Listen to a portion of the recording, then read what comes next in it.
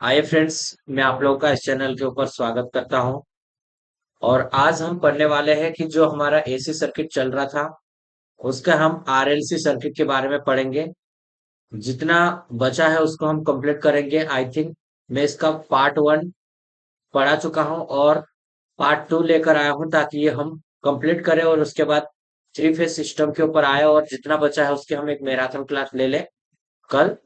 और कल होली है तो हम जल्दी इसको फिनिश कर देंगे। ठीक है, छुट्टी का दिन है, इस कारण से हम उसको कंप्लीट करेंगे और फटाफट अपलोड कर देंगे। ठीक है, तो आइए आज का हम शुरू करते हैं। ये हमारे पास है आरएलसी सर्किट।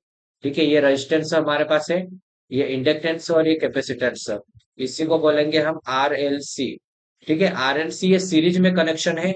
ठीक है, अब हमारे पास इसमें तीन कंडीशन रहते हैं, तीन केस रहते हैं। जब हमारे पास voltage VL and VC is equal रहता है, जब इक्वल रहेगा तो हमारा जो भी वोल्टेज ड्रॉप होगा VR में ही रहेगा। जो हमारा पास VL रहेगा ये माइनस VC हो जाएगा तो इसका जीरो हो जाएगा, आपस में ये कैंसिल आउट हो जाएगा। ठीक है, जैसे अगर हम यहाँ पे क्या है, वोल्टेज टोटल दिया ये आते हैं। ठीक है, ये वोल्टेज हमने सप्लाई दी है, ये हमारे पास आ रही है VR plus VL plus VC vector में। ठीक है, अब केस वन की अगर हम बात कर रहे हैं कि भाई ये दोनों हमारे बराबर हो गए, ये इस कंडीशन में VL बराबर VC होगा, ये रिएक्टिव रेजिस्टेंस से बराबर होंगे, तो ये हमारे पास बराबर रहेगा। ठीक है, तो जितनी सप्लाई देंगे वो हमारी रेजिस्टेंस में वोल्टेज ड्रॉप होगी। और हमारा करंट अभी रेजिस्टेंस में कैसे चलता है, फेज में चलता है, तो हमारा पावर फैक्टर इसमें यूनिटी होगा, यूनिटी पावर फैक्टर रहेगा ये। ठीक है, तो इसको भी हमें ध्यान रखना है कि पावर फैक्टर कैसा रहेगा, यूनिटी पावर फैक्टर होगा। ठीक है, अगर केस टू की हम बात करें, ये हमारे पास एक केस होगा और ये केस टू। ठीक है, केस टू की अगर हम बात करेंगे कि यहाँ पे अगर हमारे पास VL ग्रेटर देन VC। ठीक है, ये किससे ज्यादा है, VC से ज्यादा है। इसका मतलब कि हमारे पास VL ज्यादा रहेगा तो माइनस VC करेंगे हम। तो हमारा जो लोड है वो कैसा है, इंडक्टिव नेचर का रहेगा, इंडक्टिव नेचर का होगा। ये किस टाइप का होगा, इंडक्टिव नेचर का रहेगा। और रेजिस्टेंस में क्या है, करंट आ जाएगी और वोल्टेज भी यहाँ पे रेजिस्टेंस का रहेगा, सेम फेज में रहेगा। लेकिन हमने माना है वोल्टेज यहाँ पे। ठीक है, तो हमारी जो वोल्टेज रहेगी VL की क्या रहेगी, लीड करेगी किससे, करंट से। तो यहाँ पे करंट आएगा, हमारे पास सीरीज में करंट सेम रहता है, तो ये करंट सेम चलेगा, इसके साथ ही चलेगा वो। ठीक है, तो ये हमारे पास ये आ जाएगा। और जब हम वोल्टेज निकालेंगे, जो टोटल हमारे पास वोल्टेज कितना है, तो एंडर रोड में VR² plus VL minus VC हो जाएगा, का स्क्वायर करेंगे। ठीक है, ये केस टू की बात हुई, तो इसको हमें ध्यान रखना है। और केस थ्री की अगर हम बात करते हैं कि भाई केस थ्री क्या होता है, तो केस थ्री हमारे पास अब देखेंगे कि VC is greater than VL हो जाएगा। कैसा होगा, VC is greater than VL होगा। ठीक है, जब हमारे पास VC ज्यादा रहेगा, ठीक है, VC ज्यादा रहेगा हमारे पास, तो हमारे पास करंट तो सब में सेम चल रहा है, तो करंट ये हमारे पास है। अब ये भी यहाँ पर का करंट जो C का रहेगा वो भी यहाँ पर रहेगा, लेकिन करंट इसमें लीड करते हैं, तो इसका मतलब हमारे पास VC रहेगा वो लेगिंग में आएगा, ये हमारे पास लेगिंग में आ गया। ठीक है, अगर हमें इसको निकालना रहेगा तो हम इसको निकालेंगे। किस तरह से, V बराबर हो जाएगा VR² plus VC minus VL करेंगे, ये भी स्क्वायर में रहेगा। ठीक है, इस तरह से हम निकाल लेंगे। और इसका पावर फैक्टर हमारा पास लीडिंग पावर फैक्टर रहेगा। ठीक है, अग्रगामी जिसे बोलेंगे, अग्रगामी, और यहाँ पे पश्चगामी रहता है। ठीक है, फर्स्ट जगह पे रहेगा, जो कि लेगिंग में रहेगा। ठीक है, तो ये हमारे पास रहेगा। अब देखो, नॉर्मली कंडीशन में क्या रहता है कि देखो, जब हमारे पास टोटल वोल्टेज की अगर हम बात करेंगे तो V R plus V L plus V C होता है। ये वेक्टर फॉर्म में रहता है। ठीक है, इसको ध्यान देना है क्योंकि यह सदिश राशि में आ रहा है। ठीक, अगर हम क्या निकालेंगे, वोल्टेज बराबर करंट को अगर कॉमन निकाल लेंगे हम करंट, तो ये कॉमन हमारे नीचे आ गए। ठीक है, और V बटे I बराबर क्या आता है, जेड। ठीक है, जेड क्या है, इम्पीडेंस है ये, जो कि एसी में करंट के प्रवाह का विरोध करता है, उसे इम्पीडेंस बोलेंगे। ठीक है, जेड बराबर ये हमारे पास आ जाएगा फार्मूला। पावर फैक्टर की बात करें हम, तो 10 इनवर्स 1 करेंगे, और एक्सएल माइनस एक्स सी बटे आर, ये हमारे पास रहेगा पावर फैक्टर निकालने का फार्मूला। ठीक है, पावर फैक्टर एंगल का है ये। ठीक है, अब हम चलेंगे पैरेलल में। पैरेलल में आर एल की बात करेंगे हम, तो आर एल की बात करेंगे जब ये पैरेलल में है, आर ये हमारे पास है और ये एल है। ठीक है, जब हम इसमें करंट सप्लाई करेंगे तो करंट दोनों में डिवाइड होगा, तो ये आई आर और आई एल दोनों को हम प्लस करें, ये हमारे पास करंट रहेगी। ठीक है, तो ये हमें पैरेलल में देखना है। पैरेलल में क्या रहता है, वोल्टेज सेम रहती है, यहाँ की वोल्टेज और यहाँ की वोल्टेज सेम है, तो हमने सेम वोल्टेज को मानेंगे यहाँ पे। ठीक है, और करंट का हम देखेंगे, रेफरेंस में वोल्टेज को लेंगे हम। ठीक है, तो अब देखो, वोल्टेज क्या करती, लीड करती है, तो करंट इसके पीछे रहेगा, ये इस एंगल से, जो भी एंगल रहेगा इसमें। ठीक है, करंट निकालने का अगर हमारे पास सूत्र है, तो ये आई आर का स्क्वायर प्लस आई एल का स्क्वायर करेंगे इसमें। ठीक है, क्योंकि इसमें दो ही है, रेजिस्टेंस और इंडक्टेंस है। ठीक है, अगर पैरेलल सर्किट में आरसी की बात करते हैं हम, तो आरसी में हमारे पास देखो आर ही है और ये कैपेसिटर लगा है। ठीक है, पैरेलल में जो करंट आएगी वो दोनों में बढ़ जाएगी, तो इसको भी हम वेक्टर में सम करेंगे इस तरह से। ठीक है, वेक्टर सम कर लिए, और कैपेसिटर में क्या रहता है, वोल्टेज से करंट लीड करती है। तो वोल्टेज तो हमारे पास ये है, रेफरेंस में ले लिया हमने। अब करंट इसकी लीड कर रही है, जो कि आईसी है।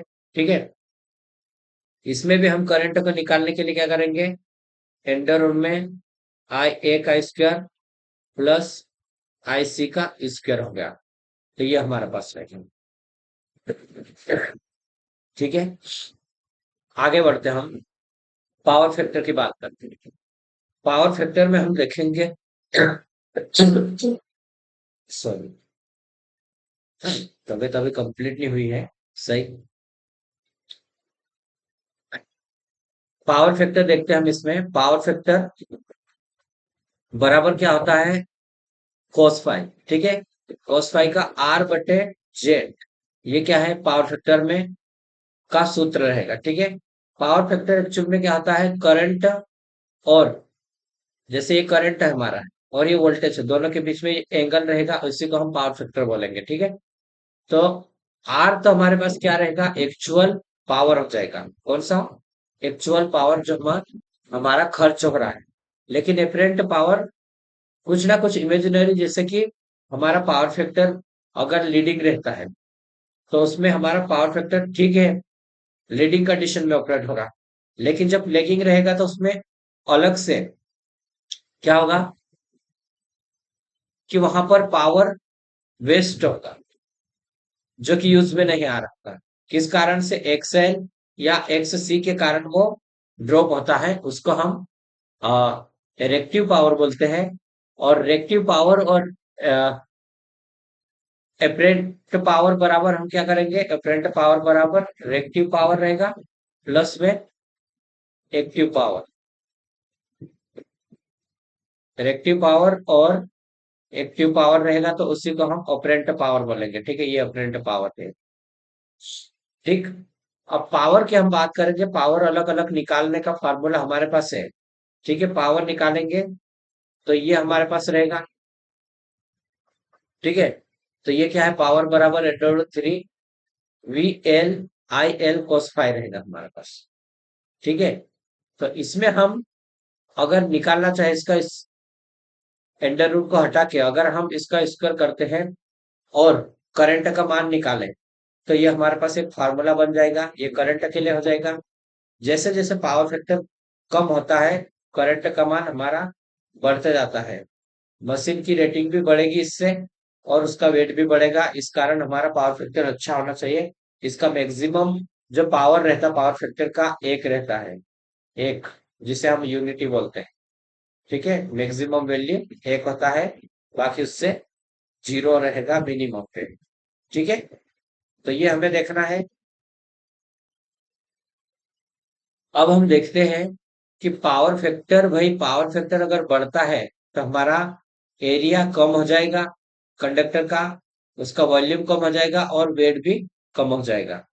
ठीक है, इनकंडेंस लैंप हीटर जो अप्रोक्सीमेट यूनिटी पावर फैक्टर पे वर्क करता है, और थ्री फेस इंडक्शन मोटर रहता है जो नो लोड पर, इसका पावर फैक्टर रहता है 0.3 रहेगा। ठीक है, थ्री फेस फुल लोड पर इसका 0.8 रहेगा, और नो लोड पर 0.3 होगा। ठीक है, एंड फैंस की बात करें तो इंडक्टिव हीटिंग इसमें रहता है, और इसका पावर फैक्टर 0.7 से 8 तक रहेगा। कहाँ तक रहेगा? 0.7 से 8 तक होगा इसमें। ठीक है, अब हम आगे बढ़ते हैं इसमें। एक शुद्ध इंडक्टिव सर्किट में वोल्टेज या करंट के लिए आवृत्ति 50 हर्ट्ज है, तो पावर के लिए फ्रीक्वेंसी कितनी होगी ये पूछा हमें। ठीक है, तो देखो, एक शुद्ध इंडक्टिव सर्किट में वोल्टेज और करंट के लिए आवृत्ति 50 हर्ट्ज है, पावर के लिए कितनी होगी? तो ये हमारे पास कितनी होगी आंसर में? 100 रहेगी।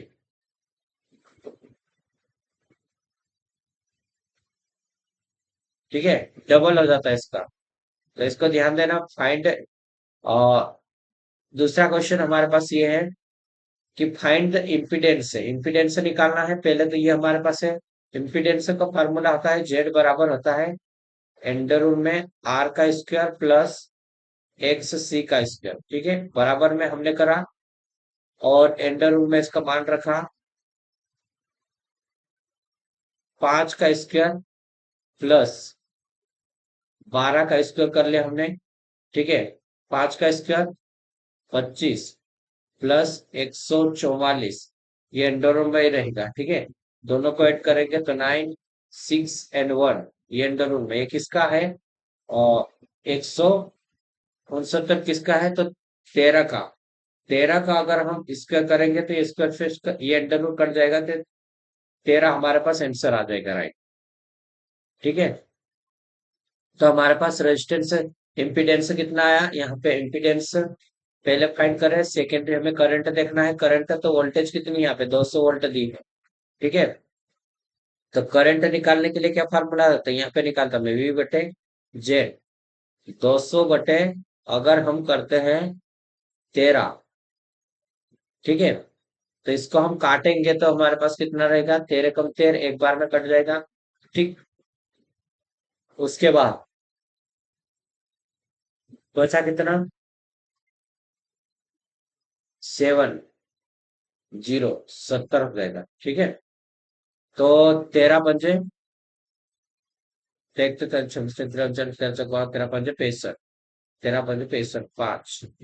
ठीक है, तो यहाँ पे 5 बचा, पॉइंट लगा सकते हैं हम इसको, और उससे आगे कर सकते हैं। ये 3 इतना यहाँ तक आएगा करंट।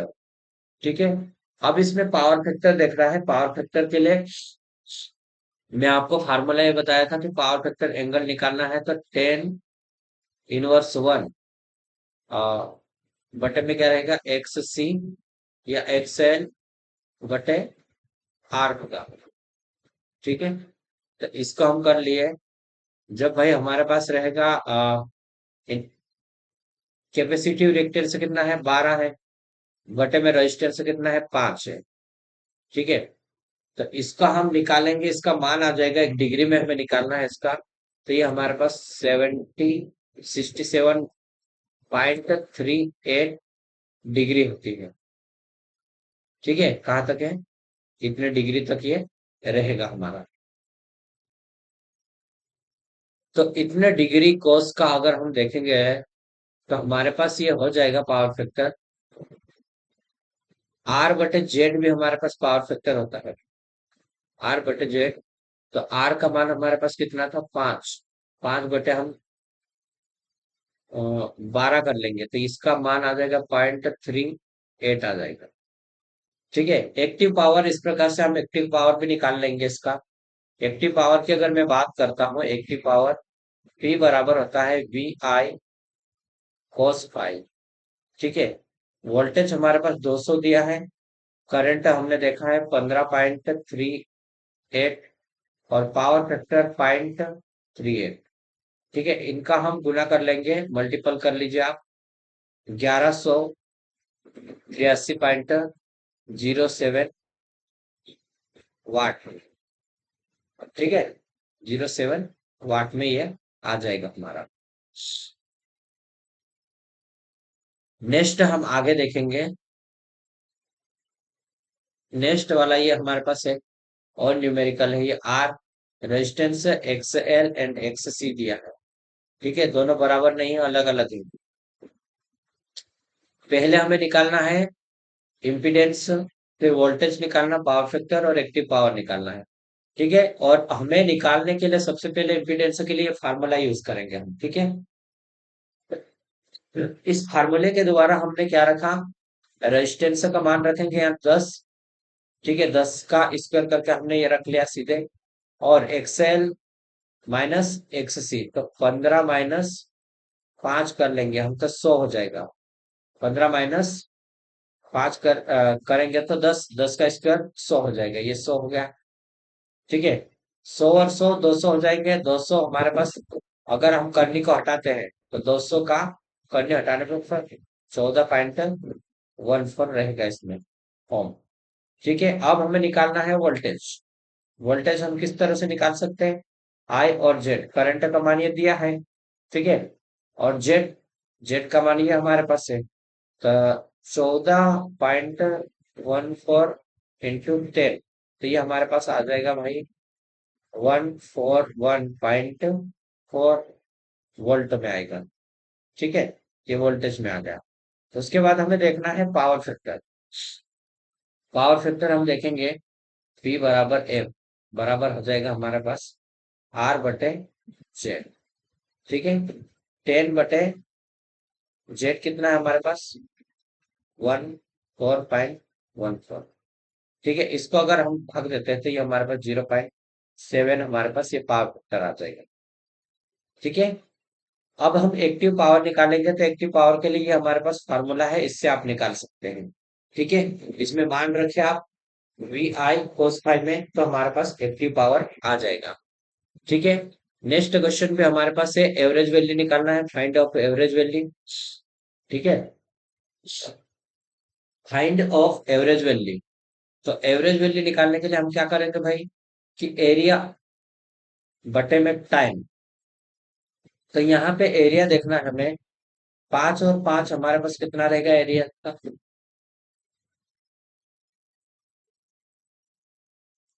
और यहाँ पे 2 और 2 है। ठीक है, उसके बाद हमारे पास ये रहेगा माइनस में 1, तो ये 1 रहेगा हमारे पास। ठीक है, तो टोटल एरिया हमारे पास जो आएगा 6/3, जो टाइम पीरियड में। ठीक है, तो ये हमारे पास काटेंगे तो 2 एम्पियर हमारे पास आ जाएगी। इंडक्टिव रिएक्टेंस की यूनिट क्या होती है, इंडक्टिव रिएक्टेंस की यूनिट ओम होती है। ठीक है, जिसको हम एल से प्रदर्शित करते हैं, जिसका मान है 2 π f L ओमेगा एल भी इसको हम लिखते हैं, और इसकी यूनिट ओम है, क्या है, ओम। तो ये हमें ध्यान रखना, कुछ भी क्वेश्चन में आ सकता है। ठीक है, अब नेक्स्ट में बात करता हूं भाई, नेक्स्ट में हमारे पास पैरेलल में है, और इसमें करंट का मान दिया है, अलग अलग करंट भी जा रही है इसमें, कैपेसिटिव में जा रही है। ठीक है, तो ये देखो यहाँ पे कैपेसिटर में हमारे पास 3 करंट, तो हमारे पास एक करंट निकालने का फार्मूला रहेगा, आर, और कैपेसिटर है तो माइनस का हो जाएगा 3। ठीक है, टोटल करंट कितने हैं 7, यहाँ पे 7 आ रहा है। ठीक, तो यहाँ पे हम देखेंगे भाई इसका क्या होता है। तो हमारे पास 7 7 49 यहाँ पे होगा। ठीक है, इसका स्क्वायर करा तो ये इधर आया, तो बराबर में हम कर सकते हैं I²R। ठीक, और इसका स्क्वायर करेंगे तो 3 3 9, 9 आएगा इधर, 9 माइनस होगा तो 40 बराबर I², ये आर वाला। ठीक है, इसको अंडर रूट में 40 भी कर सकते हैं, या फिर इसको निकाल के भी हम इजीली कर सकते हैं। ठीक है, नेक्स्ट क्वेश्चन देखना है हमें भाई कि यहाँ पर एडमिटेंस का मान पूछा है यहाँ पे। एडमिटेंस, ठीक है, एडमिटेंस ये और ये दिया है, तो ये सीरीज पैरेलल में क्या रहता है, आपस में जुड़ जाता है। ठीक है, तो ये हमारे पास 3 और 5 है, आपस में जुड़ेगा तो ये हमारे पास 8 हो जाएगा। ये पॉइंट में है। ठीक है, किसमें है, पॉइंट में है, तो इसको ध्यान देना।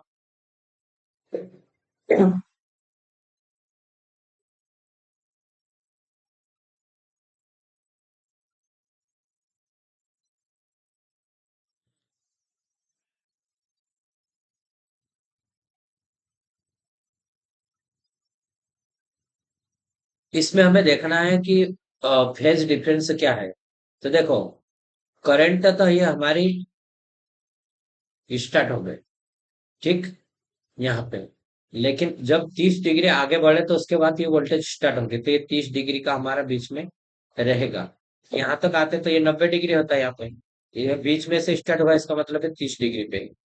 ठीक है, तो ये हमारे पास लीडिंग आ जाएगा 20 डिग्री, 30 डिग्री, 20 नहीं 30। ठीक है, power inductive and power capacity में कोई भी पावरलेस नहीं होता है। कब, जब एक ही हाफ साइकिल के कुछ हिस्से में एनर्जी लेता है तो एक दूसरे से एनर्जी दे देते हैं। ठीक है, अब देखो इसमें सीरीज रेजोनेंस की अगर हम बात करते हैं, सीरीज रेजोनेंस, तो ये आर एल एंड सी, ये तीनों रहेगा। लेकिन रेजोनेंस की एक कंडीशन रहती है कि भाई जब टोटल हमने जो वोल्टेज दिया है ये हमारे पास वोल्टेज रहेगा। ठीक है, V बराबर VR plus VL plus VC। ठीक है, V एल का मान 1/2 सी है। ठीक है, 2/FL, तो ये भाई 1/2 नहीं है, ओमेगा एल रहता है ये मान। ठीक है, और VC का मान 1/ओमेगा C बटे 1/2πFC होता है। ठीक है, ये थोड़ा सा मिसप्रिंट है, इसको हटा लेते हैं यहाँ पर। ठीक, जेड की बात करेंगे हम तो R plus XL minus J minus XC का। ठीक है, यहाँ पे जेड कॉमन भी ले सकते हैं हम, और ये हो जाएगा अंडर रूट में R² J plus XL minus XC का स्क्वायर। ठीक है, और ओमेगा, इसका यूनिट पूछेंगे तो रेडियन पर सेकेंड रहेगी। ठीक है, रियल फ्रीक्वेंसी में रहती है रेडियन पर सेकंड रेजोनेंस।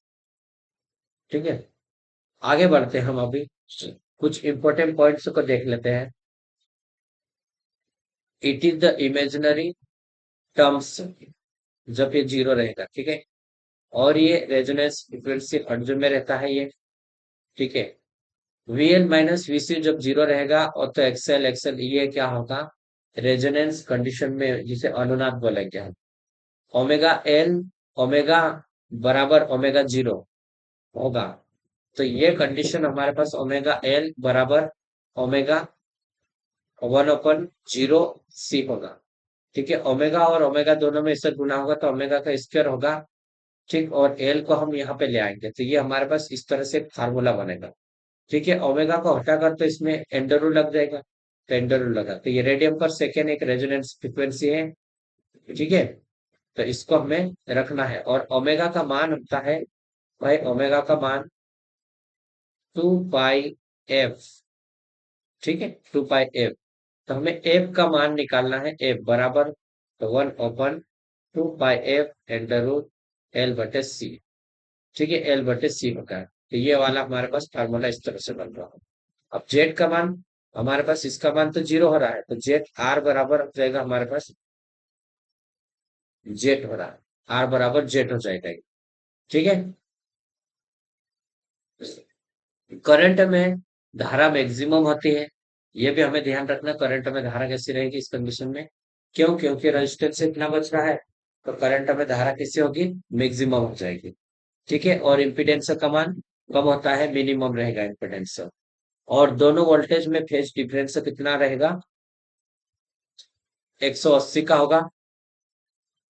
जितनी हम सप्लाई वोल्टेज करेंगे वो डायरेक्ट इक्वल रहेगी रेजिस्टेंस की जो वोल्टेज रहेगा, तो पावर फैक्टर यूनिटी होगा। ठीक है, तो ये कंडीशन थी, इसी से हम देखें।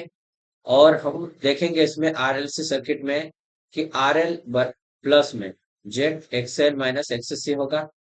तो यहाँ पर हम देखते हैं इसमें कि हम एक्सएल का मान रखा है यहाँ पे, और एक 1/2 एक्ससी का मान रखा है। ठीक है, ये स्क्वायर में हमारे पास है, ये भी। तो हम एक फार्मूला इससे ये वाला फार्मूला बन गया है। ठीक है, ओमेगा बराबर होता है ओमेगा 0 बराबर 1 ओमेगा 1 प्लस, नहीं 1/2 गुना में होगा। ठीक है, तो इसको भी हमें ध्यान रखना है, वी एल बटे वी बराबर वी सी बटे वी, या एक्स सी बटे आर भी होता है बराबर में एक्स एल बटे आर भी होता है, जो कि क्वालिटी फैक्टर होता है। ठीक है, क्वालिटी फैक्टर का फार्मूला ये भी है, अलग अलग ओमेगा एल बटे R and 1/2 omega C R. ये टाइम कांस्टेंट में ओमेगा का हमने ऐड किया, तो ये हमारे पास आ जाएगा, क्या रहा हमारे पास।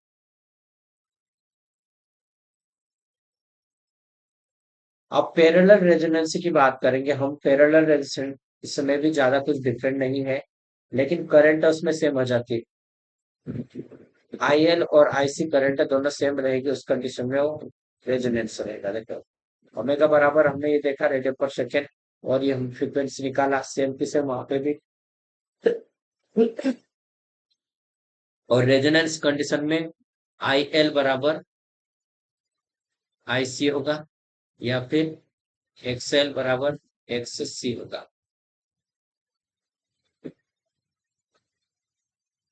ठीक है, तो ये रहेगा इम्पिडेंस जी मैक्सिमम एंड करंट मिनिमम रहेगा इसमें। क्या रहेगा, इम्पिडेंस मैक्सिमम रहेगा, करंट मिनिमम रहेगा, यूनिट परफेक्ट पे वो वर्क करेगा। ठीक है, अब ये अनुनाद की कंडीशन में ये न्यूमेरिकल है, तो ये भी बराबर रेजिस्टेंस है, ये भी, तो इसका मतलब वो हट जाएगा। अगर हमें वी आर निकालना है, तो हम यहाँ पे टोटल आ गया है हमारे पास 200, वीसी भी आर रहेगा। क्यों? क्योंकि वी आर बराबर होता है वी एल। ठीक है, तो इसको ध्यान रखना। और उसके बाद हम क्या करेंगे इसमें, ये हमारे पास रहेगा करंट निकालने के लिए भी हम क्या करेंगे, इसको देखते हैं। करंट बराबर हम क्या करते हैं, 220 वोल्टेज है, और रेजिस्टेंस हमारे पास कितना है, 10 है, तो 0 से 0 और 22 एम्पियर हमारे पास यहाँ पे करंट बहेगी। ठीक है, तो इस तरह से हम इसको निकाल सकते हैं। आगे बढ़ते कुछ इंपॉर्टेंट पॉइंट है उनको देख लेते हैं एसी से रिलेटेड, बाकी ये चैप्टर बेसिक आईटीआई लेवल पे ये कंप्लीट हो गएगा। ठीक है, एसी में समय के साथ मान और दिशा दोनों बदल जाती है। ठीक है, positive and negative half cycle, और ऐसी क्वांटिटी जो भी उच्चतम मान प्राप्त करती है उसे हम मैक्सिमम वैल्यू कहेंगे। ठीक है, नेगेटिव मैक्सिमम मान से पॉजिटिव मैक्सिमम मान तक की वैल्यू को पीक टू पीक वैल्यू हम कहते हैं उसको। ठीक है, ऐसी क्वांटिटी का मान समय के साथ बदलता रहता है, तथा किसी भी समय पर क्वांटिटी का मान इंस्टेंटेनियस वैल्यू कहलाता है। एक साइकिल को पूरा करने में लिया गया समय आवर्तकाल कहलाता है, और 1 सेकंड में पूरा किए गए साइकिल को आवृत्ति कहते हैं। 1 सेकंड में पूरा किए गए साइकिल को क्या कहेंगे, आवृत्ति कहते हैं। ठीक है। टी बराबर हमारे पास रहेगा 1/f होता है। ठीक है। और एफ बराबर होता है 1/t होता है। ठीक है, इसको ध्यान रखना। Angle between voltage and current is called two phase difference. Voltage और करंट का, वोल्टेज और करंट के बीच में कौन सा कोसाइन को पावर फैक्टर कहते हैं हम। और एसी में उपस्थित डीसी वैल्यू को एवरेज वैल्यू कहेंगे। जितना एसी में रहेगा डीसी वैल्यू को हम एवरेज वैल्यू कहते हैं। आरएमएस वैल्यू का फुल फॉर्म होता है रूट मीन स्क्वायर वैल्यू, जो कि एसी का मान है जो समान समय में समान कार्य करे जब नेटवर्क में डीसी लगे हो। ठीक है। आरएमएस वैल्यू की अगर हम बात करेंगे तो आरएमएस वैल्यू हमारे पास ये रहेगा, एक फार्मूला याद रखना आप। और ये हमारे पास एम निकालने के लिए फार्मूला। ठीक है। फॉर्म फैक्टर की अगर हम बात करेंगे तो वो आरएमएस वैल्यू बटे में एवरेज वैल्यू रहेगा। ठीक है, एवरेज वैल्यू रहेगा हमारे पास ये वाला। ठीक है। पीक फैक्टर की अगर हम बात करेंगे, पीक फैक्टर तो ये हमारे पास रहेगा पीक वैल्यू बटे आरएमएस वैल्यू रहता, तो उसका रेशियो पीक फैक्टर बोलते हैं। ठीक है। एक्टिव पावर की अगर हम बात करेंगे तो वी आई cos फाई, ये एक्टिव पावर हमारे पास, और ये आरएमएस वैल्यू को हम इसमें लेंगे। एपरेंट पावर की बात करेंगे तो वी आई, जो कि हमारे पास आरएमएस वैल्यू है, और रिएक्टिव पावर की बात करेंगे तो वी आई, लेकिन इसमें साइन को हम इंटू करेंगे, इसको हम रिएक्टिव पावर बोलेंगे। इन दोनों को मिला के हमारे पास होता है एपरेंट पावर। ठीक है। ये वोल्टेज है, वोल्ट एम्पियर रिएक्टिव है ये हमारे पास। पावर फैक्टर अगर हम बात करते हैं cos five is equal to में रहेगा ये हमारे पास एक्टिव पावर बटे एफरेंट पावर। कौन सा रहेगा, एक्टिव पावर बटे एफरेंट पावर रहेगा। ठीक है। और नीचे वाला ये रहेगा हमारे पास कि देखो, रजिस्टिव सर्किट में एक्टिव पावर और एफरेंट पावर दोनों बराबर रहेगा। इंडक्टिव सर्किट में एफरेंट पावर रिएक्टिव पावर दोनों बराबर रहेंगे। और इन कैपेसिटिव सर्किट में एपरेंट पावर और रिएक्टिव पावर ये बराबर होता है। ठीक है। इंडक्टिव सर्किट में हमारे पास वी एल बराबर होगा 2 पाई एफ एल होगा, और वी सी एक्स सी तो 1/ओमेगा सी, और ओमेगा का मान ये हमारे पास है। और ससेप्टेंस की बात करें तो ये रिएक्टेंस का ऑपोजिट होता है, जिसकी यूनिट मोह, जिस प्रकार से रेजिस्टेंस का ऑपोजिट जी होता है उसी प्रकार से रिएक्टेंस का ऑपोजिट बी है हमारे पास। ठीक है। इम्पीडेंस से निकालने के लिए ये हमारे पास फार्मूला रहेगा। ठीक है। और एडमिटेंस की बात करेंगे तो यह इम्पीडेंस का रेसिप्रोकल रहेगा। तो ये हमारे पास एक फार्मूला इसका बनता है, इसकी यूनिट मोह होती है। और इससे भी एक फार्मूला बनता है y बराबर जी, जो कि कंडक्टेंस है, प्लस माइनस बी, जो कि हमारे पास है ससेप्टेंस। ठीक है। रिलेक्टेंस फॉर्म में अगर हम देखते हैं तो ये हमारे पास रिलेक्टेंस है, और पोलर फॉर्म में देखेंगे तो ये हमारे पास पोलर फॉर्म। ठीक है। पावर इंडक्टिव और प्योरली कैपेसिटिव भी पावर लॉस नहीं होती है। ठीक है। प्योरली इंडक्टिव रहेगा या प्योरली कैपेसिटिव तो पावर लॉस नहीं होगा उसमें। और रेजोनेंस कंडीशन में XL is equal to XC रहेगा। रेजोनेंस फ्रीक्वेंसी भी मैंने आपको ये बोला ये वाली रहेगी हमारे पास। सीरीज रेजोनेंस के समय करंट मैक्सिमम और इम्पीडेंस कम रहता है उसमें। क्वालिटी फैक्टर की अगर हम बात करें तो 1/R होगा, और एंडर रूम में एल बटे आर होगा हमारे पास। रेजोनेंस फ्रीक्वेंसी बटे बैंडविड्थ। पैरेलल रेजोनेंस के समय करंट मिनिमम और जेड मैक्सिमम होता है। अनुनाद के समय पावर फैक्टर यूनिटी होता है। कैसा रहेगा, यूनिटी पावर फैक्टर होता है। ठीक है। तो आई होप ये इतना ही था, वीडियो ज्यादा बड़ा नहीं था। और कुछ मैं ज्यादा एक्सप्लेन नहीं किया क्योंकि थोड़ी सी तबीयत की इश्यू के कारण अम, मैं 2 एक दिन से लेक्चर भी नहीं ले पा रहा था। बट मैं कोशिश करूंगा मैं रिकवर हो जाऊं, कल एक मैराथन क्लास लेके आऊं। और कल और परसों में जितना भी इलेक्ट्रिकल का क्वेश्चन है एएलपी में आने वाले हैं, उसका पूरा रिवीजन हम कर लेंगे। ठीक है। तो वीडियो देखने के लिए धन्यवाद। अगर वीडियो आपको पसंद आता तो अवश्य इसको लाइक करें, सब्सक्राइब करें, और आप हमारे चैनल से जुड़ सकते हैं। ठीक है। तो वीडियो देखने के लिए धन्यवाद। आप नेक्स्ट वीडियो में मिलेंगे।